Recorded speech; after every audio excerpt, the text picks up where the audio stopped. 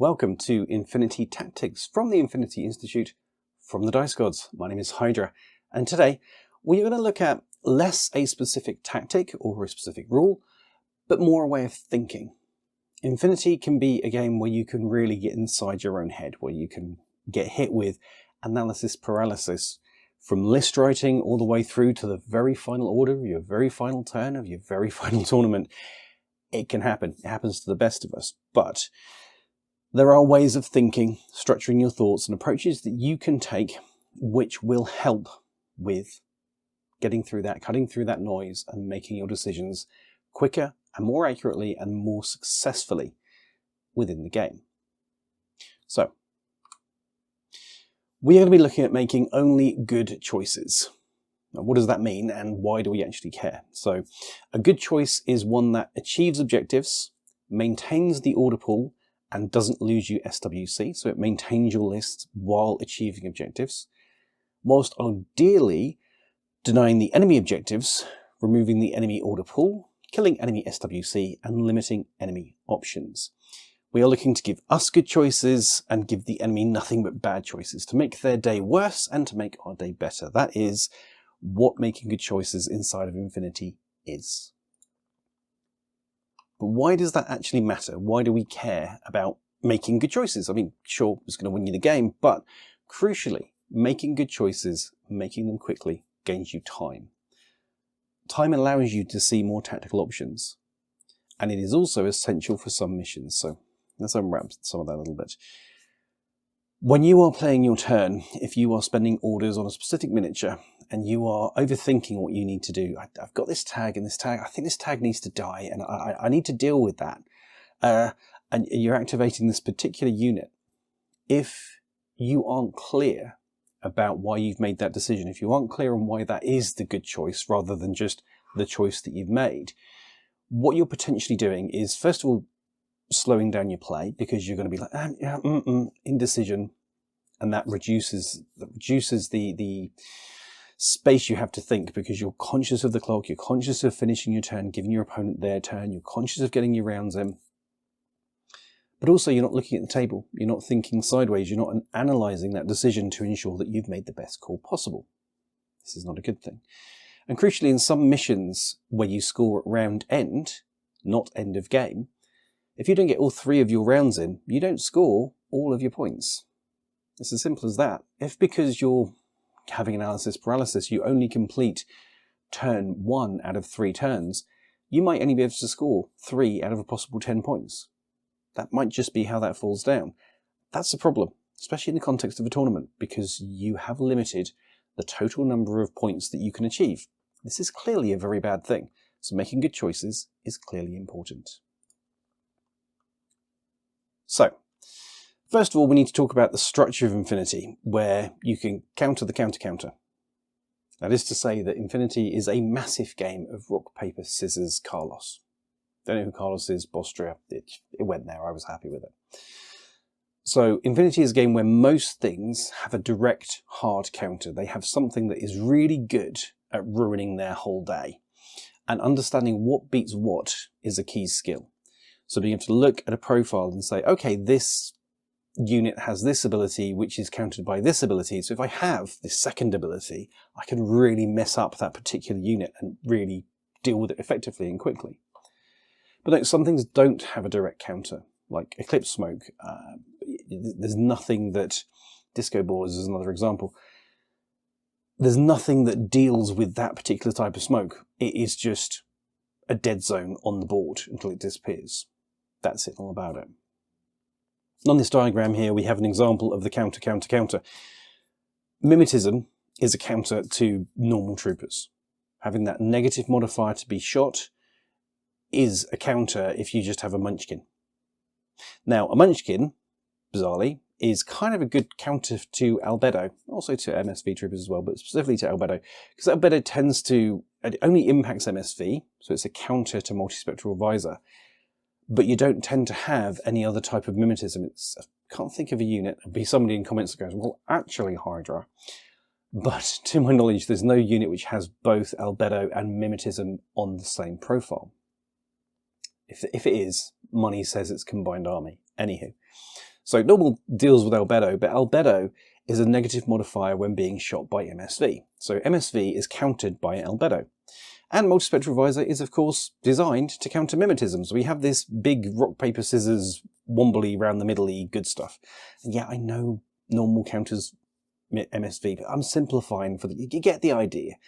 There are things which beat other things which beat other things, and understanding how those structure together and what gives you the greatest chance of success is a key skill inside of the game.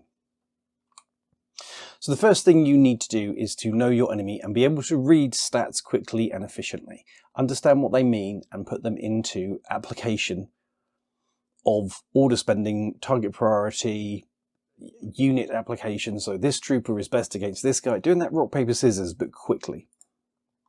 So in that context, you need to be able to identify the strengths of the unit you're looking at. You need to be able to clearly see the weaknesses of that unit and then pick the right tool for the job. So let's bust that down a little bit. Jobby job. Close combat. High CC units. You need to deal with them at range. You don't want to get them close because that CC only comes into effect when they can, for the most part, get into base to base with you. So you want to keep them at a range. You want to screen them with mines and template weapons because a lot of the time, as you see with like the Myrmidons listed here, they also have mimetism -6. So they're a pain in the butt to shoot, unless you have MSV. But as a rule, they're a pain in the butt to shoot. So just set fire to them as they're coming into close combat. Just burn them up. Just template them, isolate them. Just give them something else to do other than to keep moving towards you. You also want to target the units that are going to support them. So frequently with things like close combat troopers, they will have units with them which have smoke grenades or eclipse grenades or some form of ability to control vision on the board. If you take those out and that close combat unit needs to sort of yomp across the board slowly, you're going to have more opportunity to engage it, more opportunity to take it down. So think about the units that are necessary for that unit to get into close combat with you. Also, group up your troopers. If you put all of your guys nicely, evenly spaced across the board, and you know the enemy is likely to have and want to get into close combat with you, if there is a group of 3 troopers all stood together covering each other, that CC trooper is going to take out one of them. Maybe. But it's definitely going to get shot full of holes by the rest. It starts being more costly, more painful to engage with that CC unit than is really reasonable. So you're going to kind of avoid, you're going to hold back. No, maybe I'll do it. If you disincentivize, if you make it too hard to use the ability, then the enemy won't. And you've taken out the threat. Simple as that. Next up, BS. BS attacking units. They are your gunfighters. They are your Dakar troopers. They are the Bert of this. First of all, you want to identify the range bands that trooper is good at. If he is phenomenal at close range, get in his face. If he needs to be at close range, then stand well back and engage him from there. Start stacking things against him, so engage from cover. Okay, so you're BS 15, but actually, if I'm in cover, you're BS 12. This is not so good. If that target is lacking MSV, use vision control, use smoke, use mimetism. Make it so that you can stack negative modifiers on them. If you have a mimetism -6 trooper who's in cover against a BS 15 trooper with no MSV, well, that's -9. So he's hitting on 6s. That's a bad time for your gunfighter. Think about what you can do to negate the benefit of that BS that your enemies paid points for. They've put points into that particular trooper. If you can stop them getting the benefit of that, happy days. This is very, very useful. And last but not least, and this is kind of true for everything you're going to read here, but especially for gunfighters, take them in the active phase. Hide away. Give them nothing to shoot at. Give them nothing to shoot at in their turn. And then in your turn, pop out and start throwing 3, 4 dice at that gunfighter who's throwing 1 back. Maybe 1 on a special die if he's in the fire team. If he doesn't have the ability to pour a lot of fire on you, if he's relying on, even if he's hitting on 18s, if he's rolling 1 dice and you're rolling 4, statistically, you should have a greater chance of coming out on top. You're throwing more dice, more better. Hopefully you're going to hit those crits. Just minimize the impact of that BS. Be in cover. Be in mimetism. If you're active phase and you're camouflage or You have hollow echo, then pop out and surprise shot them. Give them the -3 from surprise shot. Give them -3 from mimetism. Give them -3 for being in cover. There are very little units in this game, even if they're in the good range bands, that can suck up a -9 or a -12 modifier for shooting and still be good. You know? If you can get that -12 modifier, so that's mimetism -6 or mimetism -3 in bad range, cover, surprise shot, that'll get you to your -12. Even something like a Marut shooting at good range, that's going to be hitting on 18s. -12, it's hitting on 6s. That's a hell of a drop. Think about stacking the negative modifiers on it and really slowing it down, slowing its ability to engage you, and do it in your turn. Control that engagement, control when that fire can happen. Then we have a bouncy boys, pH, high pH units. So these are your dodgers. You're going to see this a lot in skirmish, things like that. Frequently, these are also good at close combat. They will have a high pH value so they can get out of the way of shots, and they're also going to be good at close combat. So they're going to be dodging to get close to you. For this, don't use mines and templates. If they've got a effective fizz of 18, pH of 18, so they're dodging on 18 or less, 90% of the time, your mines and templates are of little value. Yeah, okay, you've burnt a short skill, that's fine. But if, as you see with our friend the Myrmidon here, he moves 4-4, if you make him dodge for that second short skill, it's 2 inches plus the 2-inch dodge bonus. So he's still moving 4-4.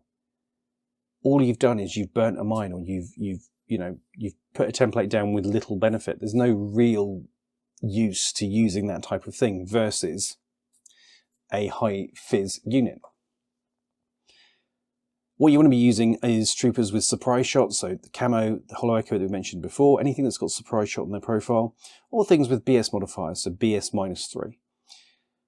If you can start, again, stacking the negative modifiers onto that fizz value, if you can take the -3 off, if you can sort of give them these negative modifiers, then all of, sorry, not BS mod, I don't know why I put that in there, I was thinking of something else, but surprise shots, stuff like that, that's going to give them these negative modifiers and slow them down. This is where you want to be going with this. This is where you want to be hitting them. You can also hack them with Spotlight. Now, much as that won't give them a negative to their fizz, what it will do is give you a benefit to hit. It makes it easier for you to land the shots in the first place. Gives you the greater chance of hitting the higher value, gets you up so that, you know, if they're dodging on a 18 and you're natively hitting on a 12 +3 for range, you're hitting on a 15, okay, cool. 16 and 17, that 10% chance there, they can still just dodge just by hitting one of those. If you get that +3 from spotlighting them, they can't, because you're now hitting on 18s as well. Comedy shall ensue. But do be aware that when you see those high pH values, look for dodge modifiers inside of their special skills, like the +2 inches that you see here for Myrmidons. There are other units, you've got some great examples in Shinden Mutai, where they also have dodge +3. So if they're fizz 13, they're actually fizz 16. This can be a real problem, so just bear that in mind. Try and take them out in a way that you're kind of negating that. Surprise shot's one of the best ways. Spotlighting them helps. But aside from that, it's going to be volume of fire. It's just going to be keep making them make those dodges, and eventually they're not going to be good enough. Sucks as that does. Sometimes weight of dice is the only way forward. Then we get our clever chaps. We get whip units. These guys are often hackers. If they are hackers, shoot them. Shoot them in the face. Doesn't matter how clever you are. You're not going to be very clever if there's a bullet in there. It's that simple. If they are a specialized hacking unit, like the Interventor, the lady on the right of the screen there, take out their hacking network. Take out their ability to project their hacking across the board. Make them move. Make them come out. Because they tend to be fairly squishy, and if they're squishy and you can get your guns on them, it doesn't matter how good they are at hacking. Like I said, bullet in the brain ends the conversation. Also ensure you take counter-hacking options. There are a raft of killer hackers in the world. Take those. You know? If they want to hack them back. Start putting the pressure on, start hurting them. And look for EM weaponry. If they are high whip hackers, hit them with EM. That will take out their ability to hack because you can shut down their hacking device, suddenly they're just a clever person with a broken calculator. This is not, useful to the enemy.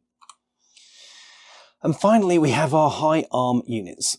So, like the Jotun on the right there, the highest arm in the game, his arm is 10, which is hilarious. Anyway, how do we take out high arm units? Armor piercing, that's the first thing that springs to mind. Monofilament and K1 ammunition. So monofilament and K1 ignore armor. They take it straight to 0 armor. So we care not how much armor you've paid for. We see it not. That's the easiest way to deal with high arm units. Breaker or viral ammunition, if they have a high arm but low BTS, sometimes that's the case, hit them in the BTS. Use breaker ammunition, use EM ammunition, use viral ammunition. Ignore the armor, take them where they're weakest. So look out for that. Failing that, more saves is better. Make them roll more dice.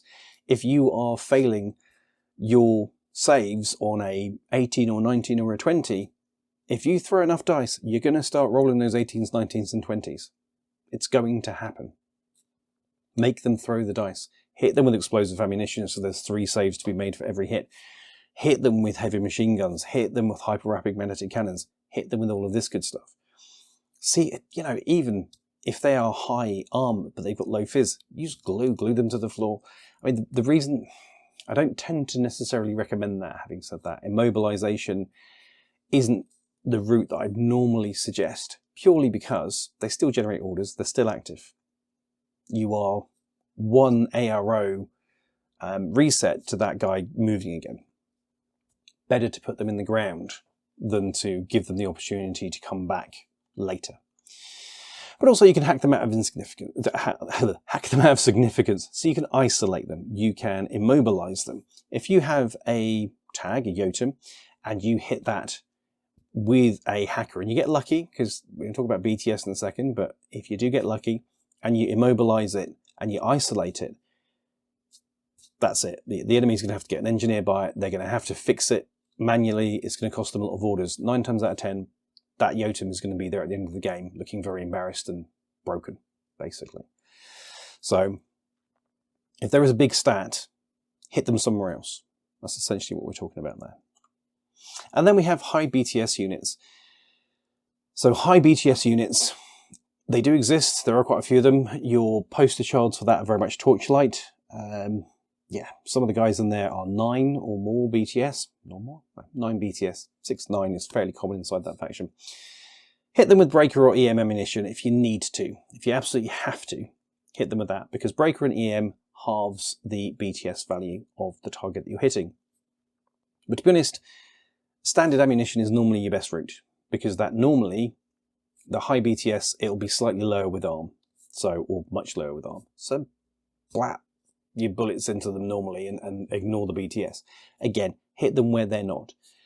The high BTS normally is not something you want to hack, so avoid hacking something with a high BTS.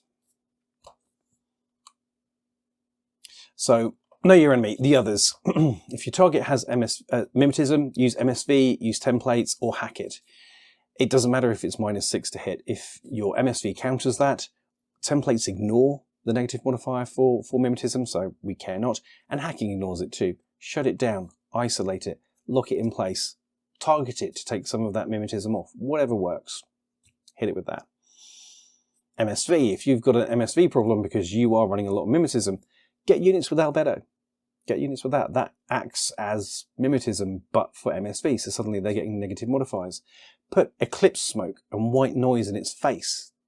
MSV can't shoot through those things. End of problem. Or just think about your range bands. If you have an MSV unit that has a sniper rifle or a heavy machine gun, get up in its face, get short range. Engage it up close, give it negative modifiers. It may be able to see through your mimetism, but that doesn't help it if it's in a -6 range band because you're right in its face. Can happen. Next, camo. If you're facing a camo heavy list, you want to run your MSV. That's useful. It's normally going to have mimetism on there, but also MSV3 can target camo markers in a camo state without discovering them. Have fire teams. If you get a fire team of more than 3, then you get +3 to discover. This is really, really useful. Get troopers with a sensor skill. We're seeing a lot more of that appearing these days. With sensor, it's a short skill. You make a whip +6 roll, and if you succeed, then everything in zone of control of the unit with sensor has to reveal, even if it's a hidden deployment. Just make it appear. Or put down mines, because mines will go off to enemy camo markers. So you want to do camo spam? That's fine. I shall spam my own camo, and it will go pop when you get close to it. Comedy shall ensue. Next, if you're facing total reaction, neurosynetics spelt wrong, or suppressive fire, get them in bad range. Use mimetism or BS attack mods. Get them from cover. Use surprise shots.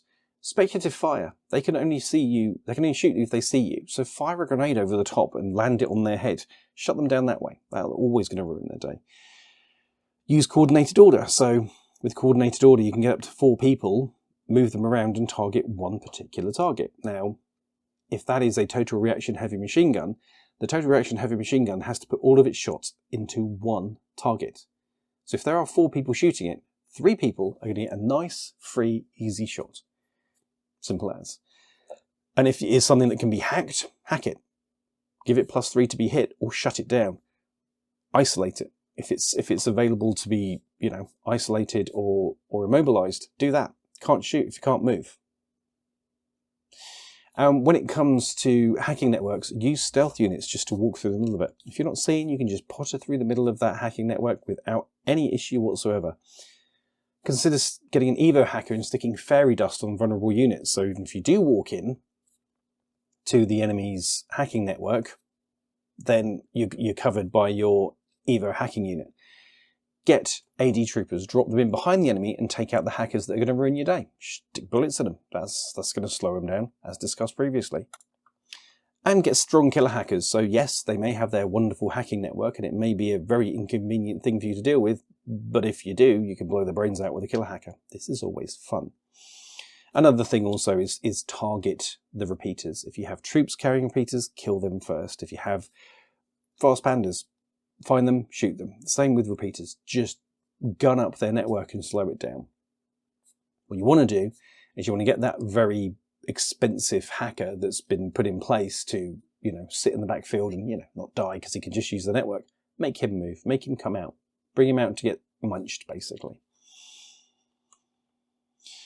So, essentially what you're looking to do is define the engagement. You're looking to give yourself nothing but good options.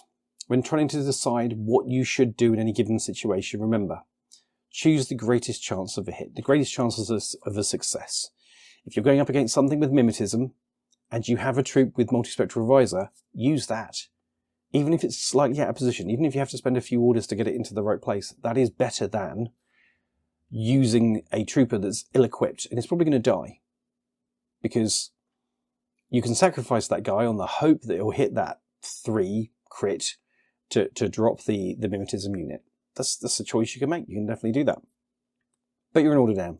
Better to suspend that order, moving a multispectral visor into a position where he can see that mimetic unit and drop it without any risk of an issue.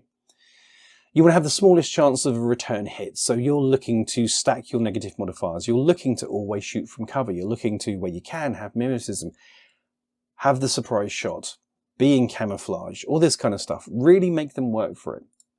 Get in their bad range, be in your good range. Make sure that they have the lowest possible chance of landing a hit back. They're going to sometimes, even with all of this planning, even with all this consideration, it's still going to recur, but bear that in mind. And then have the greatest chance of having an impact. This is really important, and it's something that I've seen a lot of newbies miss. It's great if you're hacking on a 15 and you're going to shoot on a 10, but if you're going up against something with BTS 9 and ARM 1, it's not going to happen. But if you were, you're better off shooting, because yes, you're going to avoid the return fire, blah, blah, blah, blah, blah, if it, by hitting it on that higher value than that 15. But if you do land it, they're just going to shrug it off. Statistically, they're most likely to just shrug it off. So what was the point? If you're actively engaged to have impact, to achieve something. Ideally, the thing you want to aim to do is to remove them from the game. You want to take that miniature, that trooper out, so they're done. Don't just stop them, slow them, don't just glue them to the floor, don't just immobilize them or isolate them, put them down. put them down and keep them there. If you can't do that, then minimize their impact. If you're going to hack it and you're going to isolate it, also immobilize it. Stack the negative modifiers on it. If it's a really heavy tag and you've managed to get lucky, you've isolated it, it's locked in place, immobilize it too. Really, really, really screw it up. Make it so that, yeah, you can only spend one order and that order is going to be on a reset at -50. Really, really mess with them. If a problem is too tough though, ignore it. There are always other ways to deal with something. A tag is only good if it can be fueled, and if it's in a combat group with a bunch of light infantry on the backfield, land an AD trooper behind them and shoot them. If your tag has its own order and attack-aware order, there is a limit to how much of a pain it's going to be. There really is. So if it's too tough, if you don't have anything to deal with it, deal with the stuff you can take on. Take that out instead. But always, always aim to define the when and the where of a fight. Always be in control of that as far as possible. Get the idea of the ARO piece, and that's fantastic. But also ARO pieces let you, as the enemy to them, choose where and when you want to shoot them. And that's really powerful. If you have a total reaction heavy machine gun, you can take it down quite comfortably with a combi rifle at 4 inches. The total reaction bot is going to have a hell of a time hitting you at that range. It's going to get all the negative modifiers and you just drop it. It's that much easier. Hack it. Make it so it can't even shoot. When you have taken all this into account, decide, then act, because the plan ain't changing. If you've done your maths, if you've worked through it all and you've gone, you know what, this is the best unit to achieve that, that doesn't change. While that trooper is still going, sometimes the dice are just going to be like, nah, stuff you. And you're going to miss where you should hit. Keep going. Controlled aggression. Keep going with that plan. If it was good, it remains good. Follow it through. Don't panic and move to another unit and try and do something else because you haven't achieved what you set out to do. Stick with it until the trooper that should be doing it is dead or until its target is dead, one or the other. Overanalysis will slow your game, so make clear decisions. Get in the practice of evaluating your target, looking at your own list, deciding what's the best to achieve that objective, and then do it. As I say, if a problem is too difficult, ignore it. If it's just, I can't deal with this, it's a Yotum, it's in cover, blah, blah, blah, blah, blah. Fine, don't care about that. Don't get hung up on things you can't impact, because only objectives win the game. And most games, not all, but most games are not done on kill points. So you can get stuck on trying to take out a tag. I had a game with a good friend recently, and he was obsessed with killing one of my tags. Didn't score him anything, and he didn't succeed in doing so. I didn't care. The rest of my army was going off and winning the game.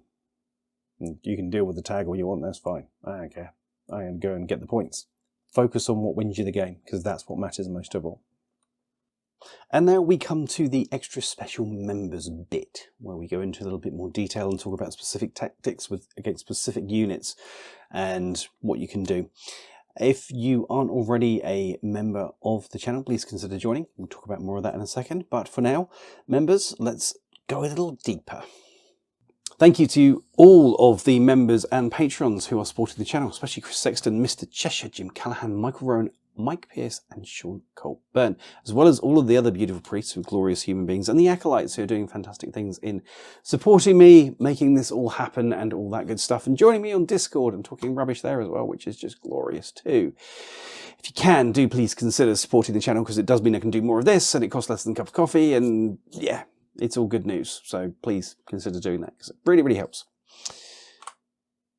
So that is your basic introduction to decision making, to thinking about profiles and target priority and all that kind of thing, to getting used to that sort of rock, paper, scissors approach to combat inside of Infinity.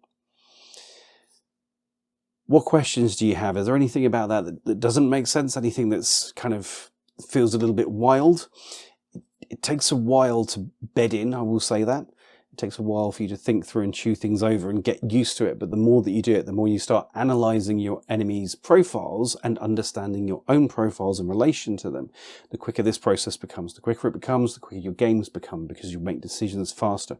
You will have a plan. You will have a toolkit to achieve that plan. You should always have a plan in Infinity. It starts the list writing process. So yeah, the quicker you can get used to that and get on board with that, the faster you'll play, the more time you'll spend playing rather than analysing and overthinking stuff. And it really, as the skill develops and gets stronger, and it comes and goes. I do have moments where my brain just goes, nope, can't think about any of this, all too confusing. Happens to the best of us. But the quicker you can get it on board, the quicker you can internalise this process of analysis and comparison, the easier, better, faster the game of Infinity will become for you. But for now, thank you so much for joining me. Do please like, share, subscribe, and get the word of the Dice Gods out into the world and share us all with everybody, your friends, your mum, your cat. They all need to see it. Hope you found it interesting. Any thoughts, comments, questions in the comments below, and look forward to more great stuff coming from the Dice Gods very soon. Thanks for watching, and goodbye.